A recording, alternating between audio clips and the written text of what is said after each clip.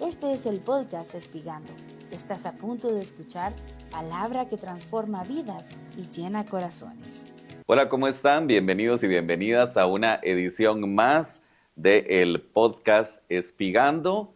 Ahora nos corresponde el episodio 11. Ha sido fascinante realmente haber hecho un recorrido de 10 episodios anteriores donde hemos abordado diferentes temas, donde también hemos creado una temática muy interesante y donde hemos ido acá platicando con Wendy Ardón. Mi nombre es Gerson Méndez y hoy nos espera otro capítulo sin ninguna duda de mucha bendición.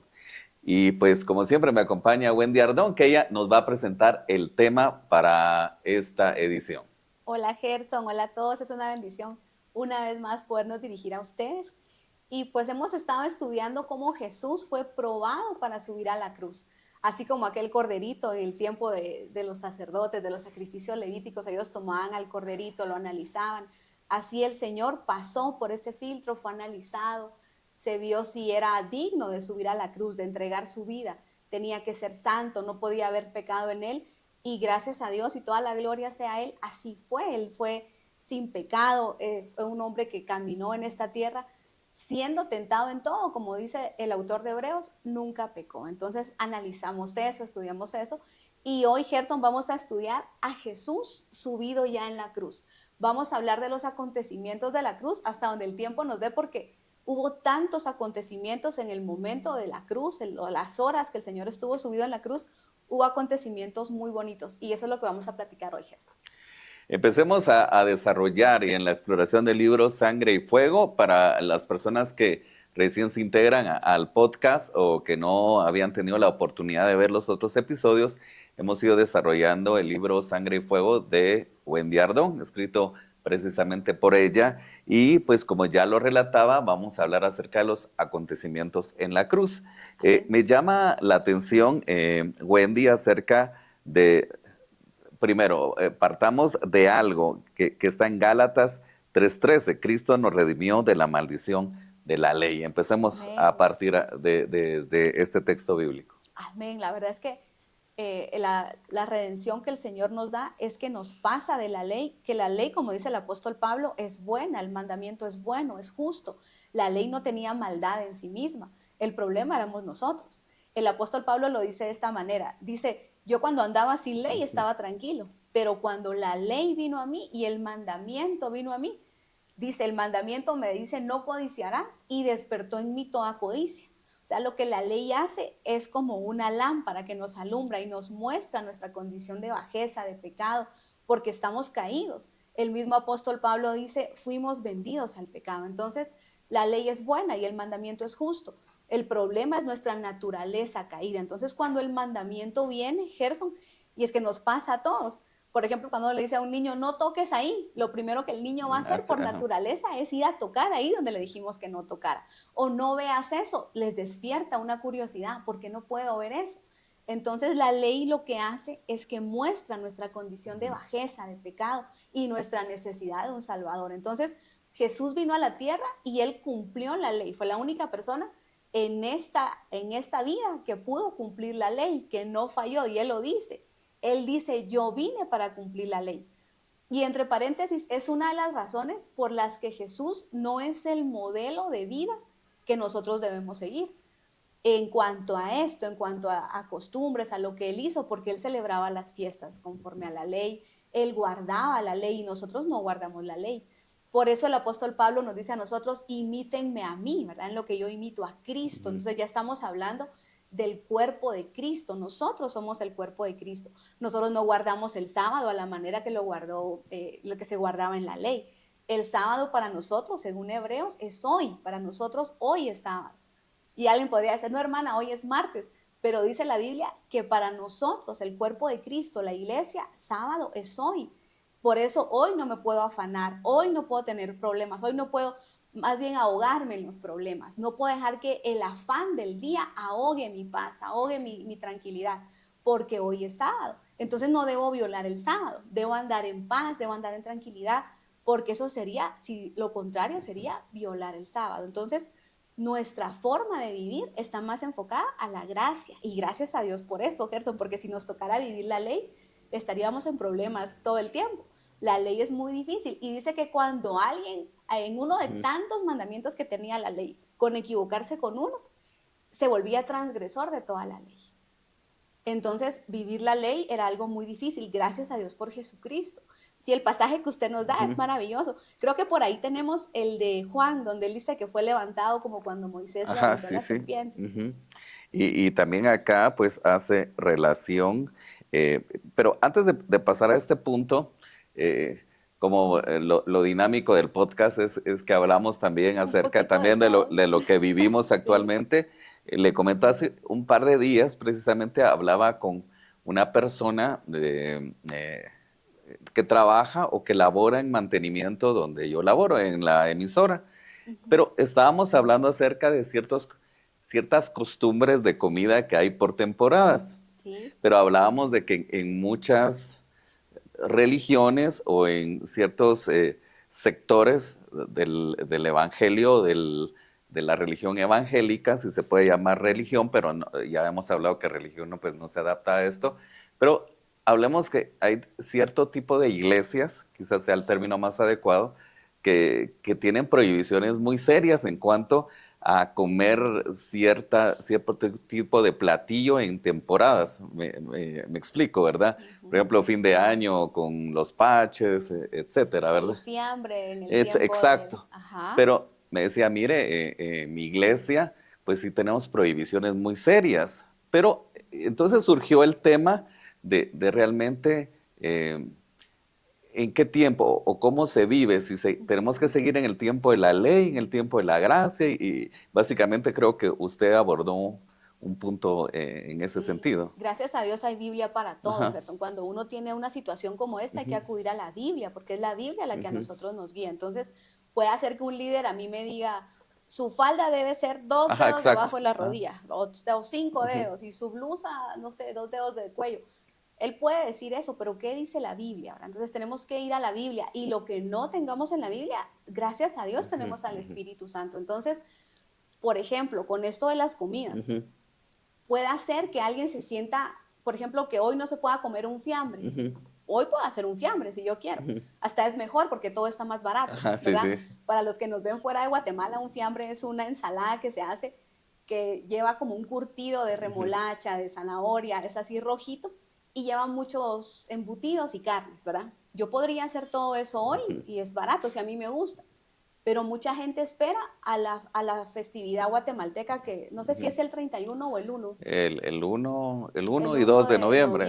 Que es el Día de los Santos. Entonces aquí se celebra así y se come fiambre ese día. Entonces puede hacer que alguien ya convertido, un nacido de nuevo, diga, es que si me lo como hoy no sabe igual. Yo tengo que esperar hasta el 1 de noviembre. Sí, exacto. Eso ya es una atadura idolátrica, sí, pues. ¿verdad? Pero eso, ¿quién lo dice? ¿El líder o el Espíritu Santo? Porque puede hacer que mi familia haga fiambre y me regalen un plato de fiambre el 1 de noviembre. Y yo no puedo decir, ay, no, eso es del diablo y no me lo como. Porque la Biblia no dice eso. La Biblia dice, si te invitan a comer y quieres ir, no preguntes nada por motivos de conciencia. Entonces yo no le preguntaría, ¿usted le dedicó a algún santo este fiambre? Porque entonces dice el apóstol Pablo, porque te van a decir y entonces ahí sí te vas a sentir acusado. Entonces dice, si quieres ir, ve. Y si quieres comer, cómetelo. Ahora, ¿dónde se sentiría? Yo pienso que una conexión idolátrica, en que una familia cristiana, dejemos religiosa, alguien cristiano, un nacido de nuevo, diga, yo el 1 de noviembre voy a hacer fiambre. ¿Por qué tiene que ser el 1? ¿Por qué no puede ser hoy? ¿Por qué no este fin de semana? Que sí lo haga por el gusto. Por el gusto y efectivamente, y surge porque parte de mi familia lo hace antes, por ejemplo, Claro. 15 días antes, 20 días antes. Entonces, en base a la charla que tuvimos, porque usted hablaba acerca de la ley, por ejemplo, guardar el sábado y entre otros costumbrismos, yo le decía, si se guardara lo mismo, quizá una mujer que fue encontrada en adulterio, quizá tendría que ser apedreada, algo así, no sé. Entonces, ¿estamos en qué tiempo? ¿Para hacer en tiempo de qué? De gracia, ¿no? Estamos viviendo la gracia. La gracia. Y la gracia, dice el apóstol Pablo, si es por gracia, no es por obras. para que nadie se gloríe. Entonces, nosotros pecamos, somos débiles y hay pecado, pero estamos peleando constantemente contra el pecado. ¿Qué es pelear contra el pecado? Que si me equivoqué, el Señor dice, venid luego y estemos a cuentas, que no haya condenación en el cristiano, Gerson, porque eso le pasa mucho a gente cristiana, que se equivoca en algo, tiene un área de pecado y cuando peca y cae, se empieza a alejar de la comunión. El pecado aleja. Cuando Adán estaba en el huerto y pecó, cuando él desobedeció a Dios, lo primero que hizo Adán fue esconderse. Y dice la Biblia que se escondió en el huerto, él se escondió en su trabajo. Y eso hace mucha gente cuando está en pecado, ya no va al estudio, ya no va a la iglesia, ya no va al devocional, porque tiene que trabajar. A veces se esconden en el pecado y eso es algo que viene desde Adán. Se esconden en el trabajo. Adán se escondió en su área de trabajo y sale Dios a buscarlo y le dice a Adán, ¿dónde estás? Y le dice, es que estoy desnudo y tuve miedo. Y es algo que la gracia hace que nosotros no le digamos a Dios, porque nosotros nos cubre la sangre de Cristo y la sangre de Cristo cubre y anula todo pecado. No los cubre porque la ley los cubría, la sangre de Cristo los anula. Entonces la gracia es recibir lo que no merecemos. Es recibir un perdón que no merecemos, un amor que no merecemos, una restauración que no merecemos. Y eso es lo que dice aquella parábola, que es hermosa, Gerson, ¿se acuerda? La parábola de la viña. Dice que el dueño de la viña contrató a empleados y les dijo, ustedes van a empezar a trabajar, no recuerdo las horas, pero contemporanicémoslo, a las 6 de la mañana y van a salir a las 6 de la tarde. Y les voy a dar un denario. Y ellos estuvieron de acuerdo y empezaron a trabajar. Pero dice que a mediodía se le ocurrió al dueño de la viña contratar otro grupo de gente. Entonces los que empezaron a las 6 pensaron, nosotros vamos a ganar más que estos, porque estos empezaron a mediodía. Pero antes de que la hora laboral terminara, como una hora antes, contrató otro grupo de gente. Y dice que cuando hizo la fila para pagarles a cada quien, a todos les pagó un denario. Y dice que los que empezaron muy temprano dijeron, ¿y por qué? ¿Por qué les está dando lo mismo a ellos que a nosotros? Esos estuvieron bajo el sol todo el día. Y algunos llegaron una sola hora y les paga lo mismo. Y él dice, te estoy pagando lo que te ofrecí. Al que llegó a las 6 de la mañana y dice, sí, me ofreciste un denario, pero ¿por qué le das lo mismo al otro? Y es que esa es la gracia, Gerson.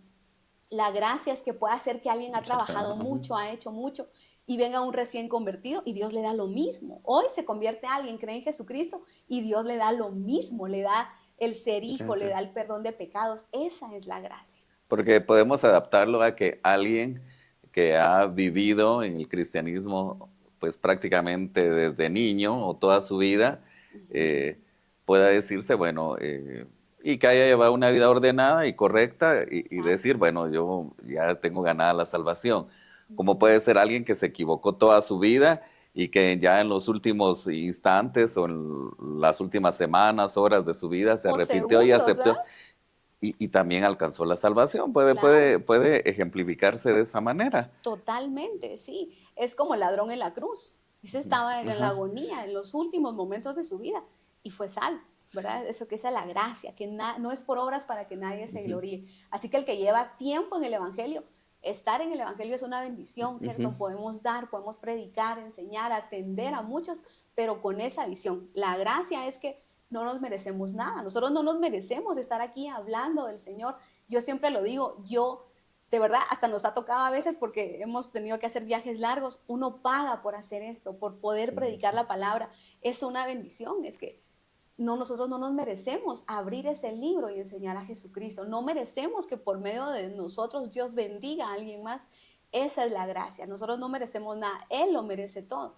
Pero dice que por lo que Él hizo, nosotros ahí agarramos herencia, ahí agarramos bendición en Jesús y en el sacrificio de Él.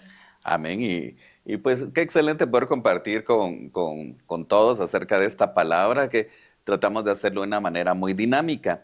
Wendy, me llamaba la atención dentro de la exploración del libro, para seguir en esta línea, acerca de algo. Yo leía lo que está en Gálatas 3:13, pero también el Señor fue levantado en la cruz, hecho por nosotros maldición. Pero cuando leía esto, pues entró un cuestionamiento. Él ya lo había anunciado, pero también me despertaba ahí la curiosidad de que hablaba acerca del escenario de Moisés cuando levantó la serpiente de bronce. Sí. Entonces, podemos explicar esto, ¿verdad? Porque ya se había anunciado. Sí, eso es muy bonito porque Jesús, creo que en Juan 3, Ajá. Jesús dice, así como Moisés levantó la serpiente de bronce en Juan el 3, desierto, ajá. ¿verdad? Juan Juan 3. 3, 14 y 15, ajá. Ahí está, Juan 3:14. Esas son palabras de Jesús. Y Ujú, él dice, así como esa serpiente que levantó ujú, Moisés, así es necesario que el Hijo del ujú, Hombre sea levantado como un maldito, ujú, porque era maldito todo el que moría en un madero. ¿Qué pasó esa vez con Moisés? Pasó que ellos estaban en el desierto, estaban saliendo de Egipto y cuando se establecen en el ujú, desierto, en un lugar, hay muchas serpientes en ese lugar y dice que las serpientes empiezan a morder al pueblo de Israel y el veneno de las serpientes empieza a matar a los israelitas. Dice que ese día, no recuerdo la cantidad, pero murió una cantidad horrible de gente. ujú. Entonces Moisés alza sus ojos al cielo y le dice a Dios, ¿qué hacemos? Y Dios le da una orden y le dice, hazte una serpiente de bronce. El bronce nos habla del juicio. Ujú, Y dice, haz una serpiente de bronce y levántala en un asta y que cuando el pueblo que fue mordido por ujú, la serpiente, que ya le inoculó el veneno, cuando miren a la serpiente con fe, no era nada más de ver la ujú. serpiente, tenían que verla, pero ponerle fe a esa mirada, de que viendo la serpiente ellos iban a sanar. Salam.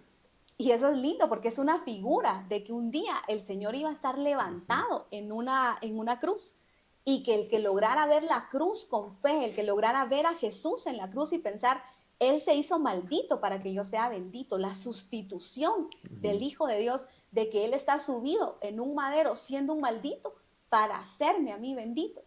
En ese desierto, mientras el pueblo de Israel moría, Gerson, ¿se imagina? Moisés empieza a decir, tráiganme objetos de bronce, tuvo que fundir el bronce. ¿Se imagina que le dijeran a usted Ajá. ahorita hágase una serpiente de bronce? ¿Cómo le harías? Yo me imagino que eso se funde como el oro, ¿verdad? Sí, Tuvo que tendría. fundirlo. No sé qué hizo Moisés, él no era un Ujú, artesano, no era, tuvo que ingeniárselas para hacer una serpiente ujú. y con el, ¿cómo decirlo? Con la angustia de que mientras él formaba la serpiente de bronce, allá afuera el pueblo moría. Y hasta que él no lograra terminar esa Ajá. serpiente, que a veces yo he visto películas y Ujú. sale una gran serpiente esculpida. Yo no sé cómo le salió la serpiente a Moisés, seguramente no le Ajá. salió muy bonita, pero él tuvo que hacer una La serpiente, serpiente, sí, enrollarla pues. en el asta. Y para levantarla, ¿verdad? Para que los que habían sido mordidos por la Ajá, serpiente fueran sanados. eso era, que el Ah, veneno no los mataba, ajá. porque muchos morían y morían. Imagínense sí, la agonía, porque me imagino que los que ya habían sido mordidos, pues están en un tiempo de Sí, difícil, ya agonizando algunos quizá, y pues la claro. premura del tiempo y lo que pasaba. Niños, Ajá. Gerson, llorando del dolor de la mordida, el veneno ya en el cuerpo, eso era terrible.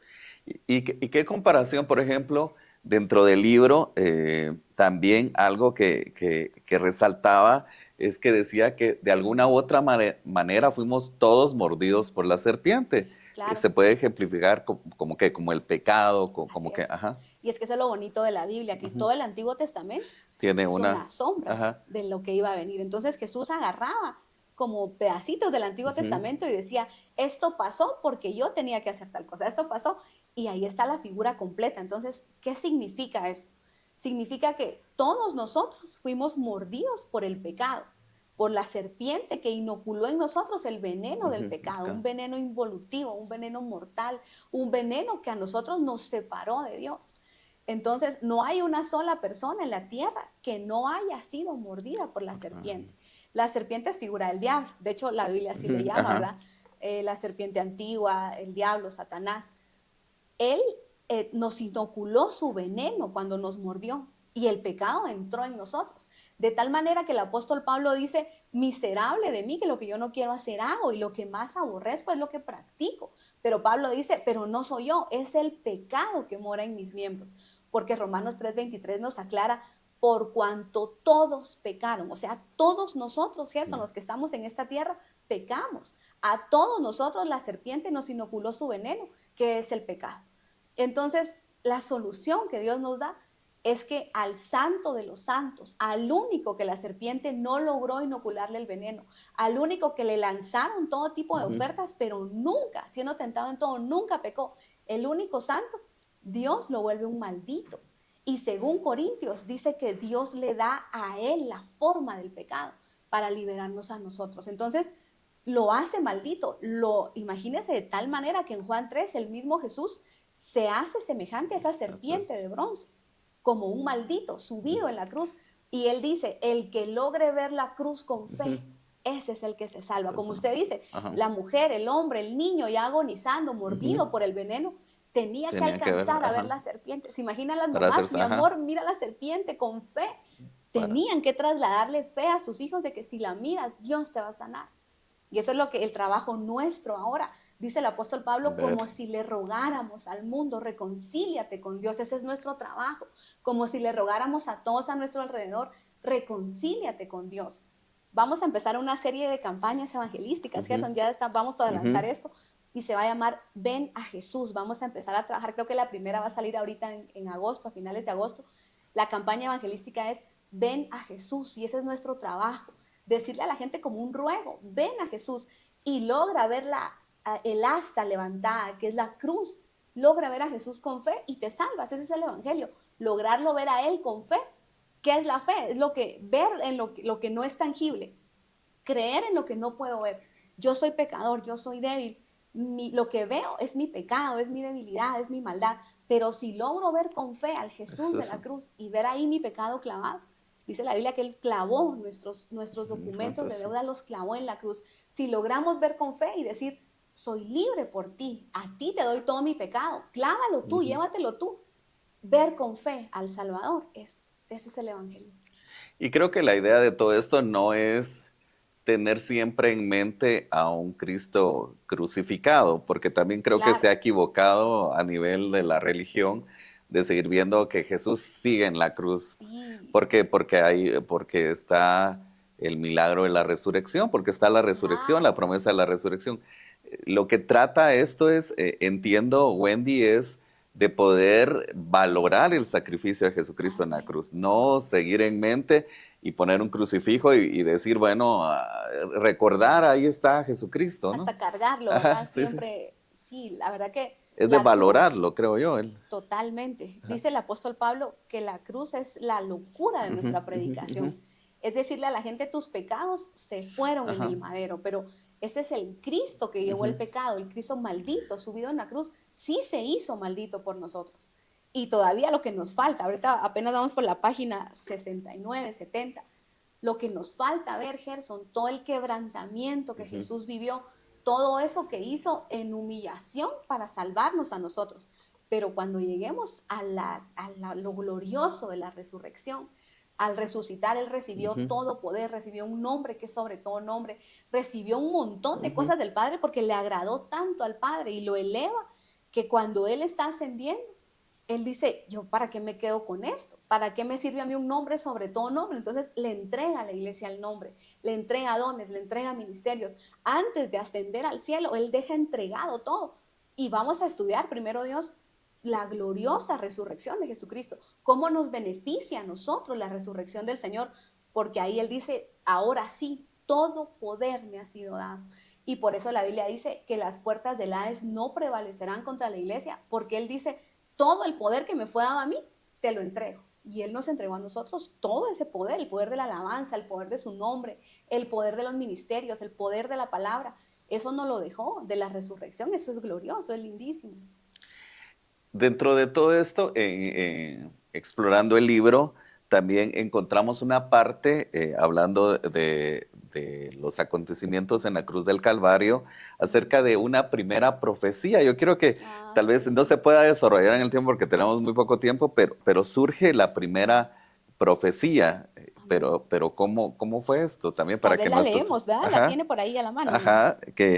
Que dice, la primera profecía que encontramos en la Biblia aparece en Génesis 3:15, todo esto en la versión Reina Valera 1960, y fue una palabra dada por el Padre a la serpiente, anunciándole que pondría enemistad entre su simiente y la simiente de la mujer, que es Jesús.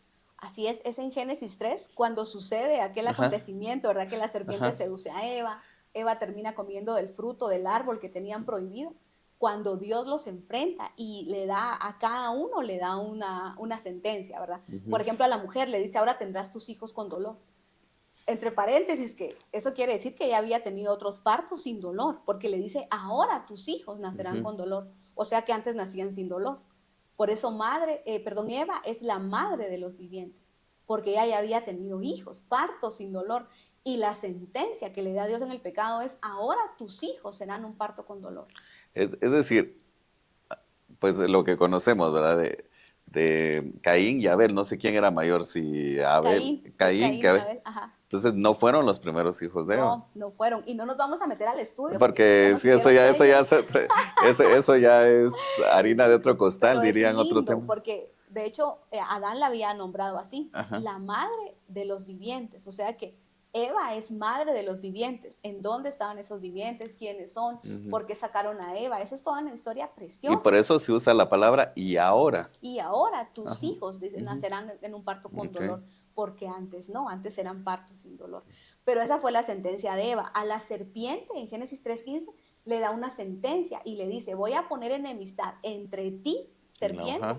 y la mujer, entre tu simiente, que la simiente de la serpiente es el diablo, y tu simiente, le dice a la mujer, la simiente de la mujer es Jesucristo. Y le dice, él, hablando de Jesucristo, te va a herir la cabeza.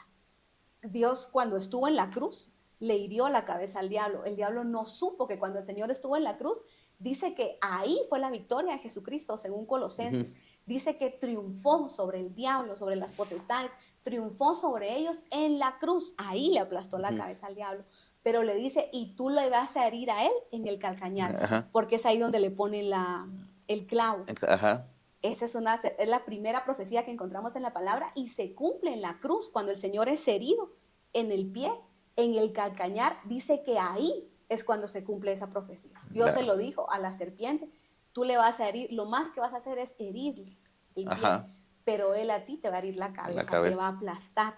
Y ese dice Colosenses, no sé cuál es el pasaje de Colosenses, dice, triunfando sobre ellos en la cruz. No se lo imaginaron, Gerson, que mientras él estaba clavado en la cruz del Calvario, las tinieblas estaban haciendo fiesta. Por ahí también hablamos un poquito de eso, pero era nuestra victoria. Por eso hoy predicamos la cruz, porque el apóstol Pablo dice, esa es la locura de nuestra predicación, Jesucristo crucificado. Y el diablo ni se lo imaginó, no sabía que ahí se estaba cumpliendo la profecía de su derrota. Yo he escuchado bueno, ya me dirá usted que exploraba un poco más las escrituras.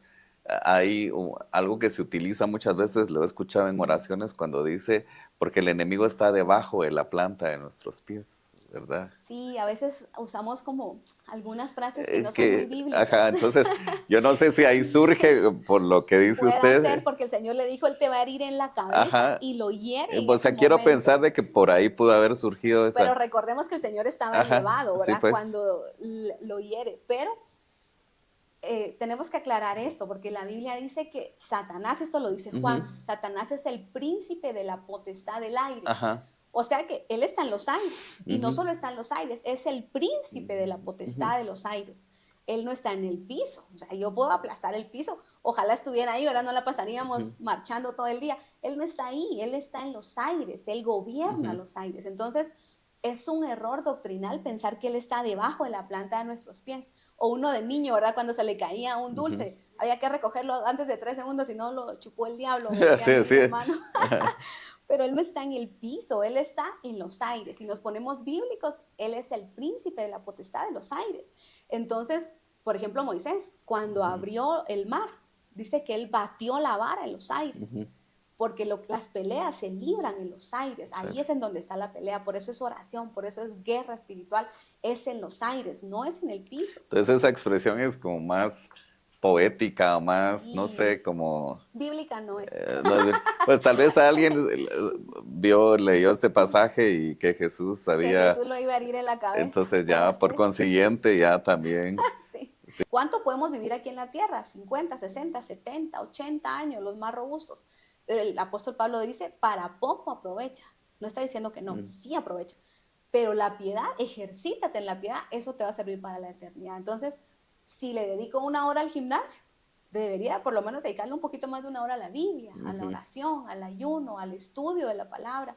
Hace unos días, el domingo, en una iglesia donde me invitaron y tuve el privilegio de estar, una hermana me pidió una de las oraciones más bonitas que alguien me ha pedido. Se me acercaron, eran 2 hermanas, y me pidieron, hermana, ore por nosotras para que nos dé hambre por la palabra. Porque cuando escucharon el mensaje decía, yo no conocía ese pasaje, ni aquel, ni el otro. Y entonces con lágrimas me decían, ore para que el Señor nos dé hambre Hambre. por la palabra. Y fue una oración, para mí fue un deleite orar por eso, ¿verdad? Porque qué bonita oración, ore por mí Que, para que que haya me un, dé hambre por que haya la un palabra. anhelo de la palabra de Sí, Dios. qué bonito. Bueno, es fascinante el poder escudriñar las escrituras, ver todo esto que ha sucedido y pues ya con lo que usted explicaba, ¿verdad? Quizá alguien no lo sabía, quizá alguien no básicamente veía el sacrificio de Jesucristo en la cruz, pero todo pues tiene una explicación, Sí, todo tiene Gerson. una Y sabe figura. que alguien más me dijo algo justo este Ajá, domingo. Me dijo, hermanas, que yo leo la Biblia, pero no la entiendo. Y lo que pasa es que nosotros no la entendemos, ninguno la entendemos, todos tenemos necesidad de que alguien ujú, nos enseñe. Entonces, gracias a Dios por los maestros, gracias a Dios por la gente, Gerson, que se ha tomado el tiempo de sentarse con nosotros, de darnos su tiempo, de enseñarnos la palabra. Yo bendigo a mis maestros, yo he tenido 4 o 5 maestros en la vida, pero los bendigo con todo mi corazón que se tomaron el tiempo de le explica, sentarse, de ajá. enseñarme, de tomar un pizarrón, de desglosar un estudio, de desgargantarse. Dios bendiga a esa gente que nos Ujú, enseñó la palabra. Y también recordarles que tenemos metido dentro nuestro al maestro de maestros, ujú, que el apóstol Juan creo que es el que dice, ustedes no tienen necesidad de que nadie les enseñe, dice el apóstol Pablo, llevándonos a otro nivel, ujú. porque tienen metido al Espíritu Santo. Entonces, de repente, eso es lindo, cuando uno tiene duda en algún versículo, y en lugar de llamar al maestro, al pastor, al apóstol, uno le dice al Señor, explícame Dame, todo. ajá. Y a mí me pasó con el Salmo 18. Yo tenía ahí un versículo que decía oscuridad de las aguas, nubes de los Ujú, cielos. Yo decía, ¿qué es eso? ujú. Explícame, explícame. Y cuando no se lo explica a uno un hombre, Gerson, sino Dios le Dios, abre a uno ujú. el pasaje y le da de repente otro y otro y otro. Eso es una delicia, es un deleite cuando no es un hombre el que Dios usa, sino que Él mismo nos explica algo. Es una maravilla. Dentro de todo el desarrollo del libro, pues se explica todo. Alguien pues ha conocido y conoció el sacrificio de Jesucristo en la cruz, quizá le dé y le dé el valor que corresponde a lo que hemos hablado, pero también pues el poder entender por qué fue ese sacrificio, por qué fue de esa manera, Ujú. las figuras que encontramos en el Antiguo Testamento, Sí, todo eso es maravilloso. suma, sí. ¿Cómo podríamos concluir este episodio, Wendita? Bueno, pues hablamos de algunos acontecimientos en la cruz. Por ejemplo, cómo se cumplió la primera profecía en la Biblia, que está en Génesis 3:15. Puede ser que haya alguna otra, ¿verdad? Yo me Ujú, estoy ujú. adelantando a decir que es la Ajá, primera. Puede ser que alguien me diga, no, hermana, hay otra. Es la primera que yo encuentro, ¿verdad? ujú. La primera profecía que encuentro, que se cumple en la palabra, que Dios mismo la soltó con una palabra profética y se cumplió en la cruz. Pero nos falta mucho, Gerson. El próximo martes vamos a platicar un poquito de los acontecimientos cuando el Señor es antes de que Él muriera. Dice la Biblia que la tierra se oscureció, pero hay dos acontecimientos importantes, porque Él dice, y la tierra se llenó de tinieblas y se oscureció el sol, que son dos acontecimientos distintos. Uno, que lo rodearon las tinieblas desde Ujú. mediodía hasta las 3 de la tarde, y la otra es que dice, y el sol se oscureció. Vamos a estudiar un poquito qué es eso, de qué está hablando el Señor. Además dice que la tierra tembló. Cuando Él murió hubo un acontecimiento muy interesante que está en Mateo, creo que Mateo 24:50 y algo. Dice que se abren los sepulcros. Cuando Jesús entrega el Espíritu, se abrieron los sepulcros y muchos muertos, muchos santos que habían muerto, resucitaron, volvieron a la vida. Todo eso lo vamos a estudiar primero Dios el próximo martes y vamos quizá a terminar con el juicio del Señor. Así que muchísimas gracias a las personas, hermanos, hermanas, Amén. amigos y amigas que nos han seguido a través de las diferentes plataformas, diferentes aplicaciones, también a través de Remavisión, Génesis Radio. ¿Y en dónde más estamos, Wendita? En YouTube. En YouTube, Spotify y pues en Facebook pasamos algunas veces el enlace para que puedan buscarnos.